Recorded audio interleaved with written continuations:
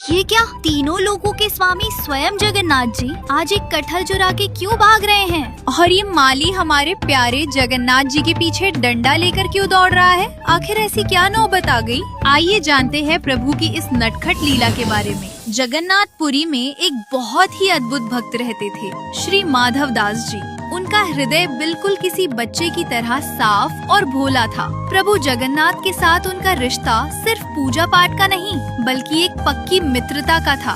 ये अपनापन इतना गहरा था कि अक्सर भगवान खुद छोटा बच्चा बनकर उनके पास आ जाते और दोनों सखाओं की तरह घंटों खेला करते थे। इसी प्यार के हक से माधव दास जी प्रभु को डांट भी देते और प्रभु भी हंसते हंसते उनकी हर बात मान लेते थे। एक बार प्रभु जगन्नाथ अपने सिंहासन पर बैठे थे, लेकिन चेहरे पर उदासी छाई हुई थी। जब माधव दास जी दर्शन करने आए तो उनसे रहा नहीं गया। उन्होंने पूछा, जय जगन्नाथ प्रभु, आज चेहरा इतना क्यों उतरा हुआ है? क्या कोई संकट है? जगन्नाथ जी ने मुंह बनाकर कहा, माधव, यहाँ हमारा मन नहीं लग रहा। माधव दास जी हैरान रह गए। जी नहीं लग रहा? प्रभु, यहाँ तो राजसी ठाट बाट है, 56 भोग मिलते हैं, फिर क्या कमी है? प्रभु बोले, अरे सब कुछ है, पर वो आनंद नहीं आ रहा। हमें अपनी वृंदावन वाली शरारतें याद आ रही हैं। यहाँ तो बस सीधे बनकर बैठे रहो। माधव दास जी ने पूछा, तो आप क्या करना चाहते हैं? प्रभु धीरे से फुसफुसाए, चोरी, हमें चोरी करनी है। बड़ा मन मचल रहा है कुछ चुरा कर खाने का।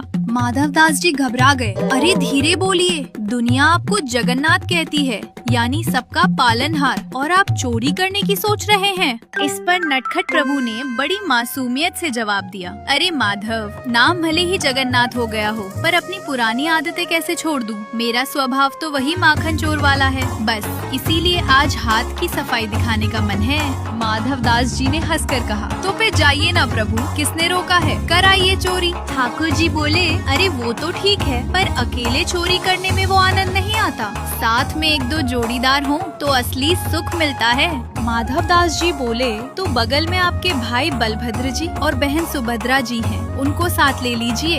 ये सुनते ही नन्हे जगन्नाथ जी ने कान पकड़ लिए। बोले, रहने दो, अगर उन्हें ले जाना है तो फिर हम ऐसे ही ठीक हैं, नहीं करनी चोरी। माधव दास जी ने पूछा, अरे ऐसा क्यों? तब जगन्नाथ जी बोले, अगर उनको लेकर जाऊंगा तो एक तो मैं खुद को संभाल नहीं पाता, उन्हें कैसे संभालूंगा? और बलराम भैया का क्रोध तो तुम जानते ही हो, अगर चोरी में पकड़े गए तो मेरी खैर नहीं। और अगर मैंने दाऊ भैया से कह भी दिया कि चोरी करने चलना है, तो पहले तो वो मुझे ही डांटेंगे कि तुम्हें शर्म नहीं आती, दुनिया पूजा करती है और तुम चोर बनोगे। और अगर मान भी गए तो वो ठहरे मर्यादा वाले देव, वो पूरे शहर में ऐलान कर देंगे कि सुनो सब लोग, मेरा छोटा भाई आ रहा है, उसके लिए चोरी का इंतजाम कर दो।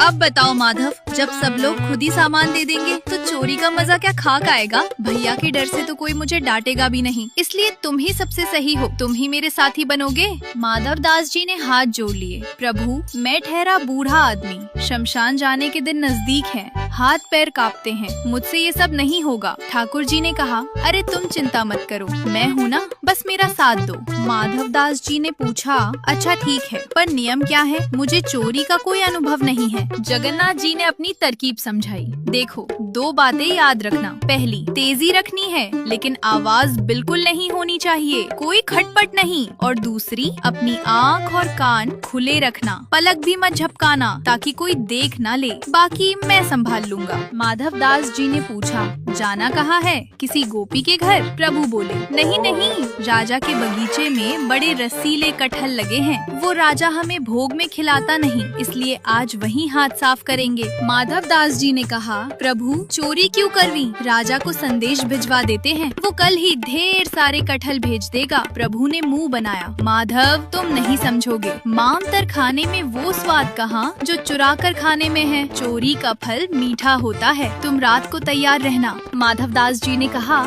ठीक है, मुख्य सिंह द्वार पर मिले। प्रभु बोले, अरे नहीं, वहाँ तो रात भर कीर्तन चलता है, पकड़े जाएंगे, तुम दक्षिण द्वार पर चुपचाप खड़े रहना। रात हुई, दक्षिण द्वार पर माधव दास जी इंतजार कर रहे थे। तभी ठाकुर जी आए, एकदम दबे पांव, काले कपड़े ऐसे ओढ़े थे कि अंधेरे में सिर्फ उनकी दो बड़ी बड़ी आंखें चमक रही थी। माधव दास जी प्रभु के साथ चुपचाप कदम मिलाकर चल पड़े अपने अभियान पर। जैसे ही वे राजा के बगीचे में घुसे, माधव दास जी ने जोर से पूछा, प्रभु कटहल का पेड़ कहाँ है? जगन्नाथ जी ने दांत पीसते हुए कहा, "श्श, धीरे बोलो, वो ठीक सामने है। पेड़ के पास पहुंचकर जगन्नाथ जी बोले, चलो अब चढ़ाई करनी होगी। माधव दास जी ने फिर अपनी तेज आवाज में पूछा, कौन से पेड़ पर चढ़ूं? तभी बगीचे के माली की नींद खुल गई। वो लाठी लेकर चिल्लाया, कौन है वहाँ? रुको, मैं बताता हूँ किस पर चढ़ना है।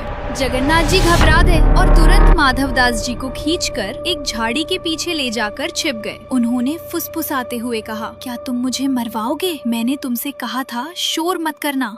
तभी माली वहाँ आया, इधर उधर देखा और चला गया। वे बाल बाल बच गए। माली के जाने के बाद माधव दास जी बोले, अब क्या उपाय है? जगन्नाथ जी बोले, देखो, एक ऊपर चढ़ेगा और तोड़ेगा, दूसरा नीचे लपकेगा। अगर कटहल जमीन पर गिरा तो धम से आवाज होगी और खेल खत्म। माधव दास जी बोले, प्रभु आप तो नाजुक हैं, कहीं गिर गए तो अनर्थ हो जाएगा, मैं ही चढ़ता हूँ। ठाकुर जी खुश हो गए। ठीक है, मैं नीचे झोली फैलाकर खड़ा हूँ। माधव दास जी पेड़ पर चढ़े और एक बड़ा सा कटहल पकड़कर ऊपर से ही चिल्ला पड़े, प्रभु ये वाला फेंकूं या वो वाला? ठाकुर जी ने अपना माथा पीट लिया। लो, अब तो गए काम से।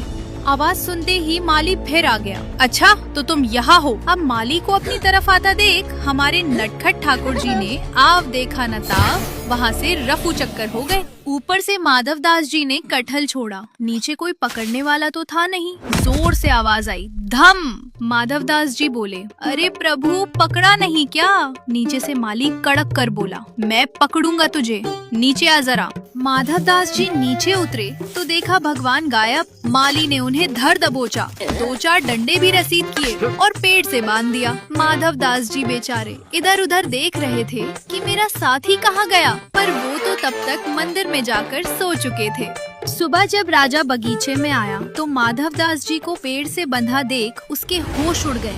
वो दौड़कर चरणों में गिर पड़ा। अरे गुरुदेव, ये क्या अनर्थ हो गया? आप और चोरी? माली ने सफाई दी, महाराज ये रात को कटहल चुरा रहे थे। राजा की आंखों में आंसू आ गए। भगवान, आपको इच्छा थी तो हुक्म देते, मैं कटहल भिजवा देता, चोरी करने की क्या जरूरत थी? तब माधव दास जी ने मुस्कुराते हुए कहा, राजन मुझे देखकर लगता है कि मैं कटहल चुराऊंगा। अरे पुरी में सबसे बड़ा चटोरा कौन है? वही तुम्हारा सावरा। उसकी इच्छा थी चोरी करने की, मुझे पेड़ पर चढ़ाया और खुद भाग गया। राजा गदगद हो गया। धन्य है मेरा भाग्य, स्वयं त्रिभुवन के नाथ मेरे बगीचे में चोरी करने आए। राजा ने उसी वक्त अपना पूरा बगीचा भगवान जगन्नाथ के नाम कर दिया। माधव दास जी को तुरंत बड़े सम्मान के साथ बंधन से मुक्त किया गया। रात भर पेड़ से बंधे रहने और माली के 2-4 डंडों की प्रसादी पाने से उनका बूढ़ा शरीर टूट रहा था, लेकिन मन ही मन वो अपने नटखट सखा की इस लीला पर मुस्कुरा रहे थे कि वाह रे ठाकुर, मुझे फंसाकर खुद कैसे रफू चक्कर हो गए। राजा से विदा लेकर अपनी रात भर की थकान मिटाने और नित्य स्नान के लिए माधव दास जी पुरी के समुद्र तट की ओर चल पड़े। स्नान के बाद समुद्र किनारे जब दोनों मिले तो माधव दास जी ने हंसते हुए पूछा, कहो सरकार, तुम्हारी चोरी करने की इच्छा पूरी हो गई? हाथ तो एक कटहल भी नहीं लगा। जगन्नाथ जी ने मायूस होकर पूछा, अब क्या करे माधव? माधव दास जी ने प्रेम से कहा, अरे चिंता क्यों करते हो, तुम तो भाग गए, लेकिन हमें देखो, पूरी रात बंद कर रहे, मार खाई, पर बदले में वो पूरा बगीचा तुम्हारे नाम करवा के आ रहे हैं। अब जाओ और जी भरकर कटहल खाओ। इस पर ठाकुर जी ने भोला सा मुंह बनाकर कहा, पर माधव, ऐसे मांगकर खाने में वो सुख थोड़ी ना मिलेगा। मेरी चोरी करने की इच्छा तो अधूरी ही रह गई। ये सुनते ही माधव दास जी ने घबराकर हाथ जोड़ लिए। अब क्या, फिर से चोरी? नहीं नहीं प्रभु, मुझे क्षमा करना। अब जब तुम्हारा मन करे तुम खुद देख लेना, बस मुझसे फिर से साथी बनने के लिए मत कहना।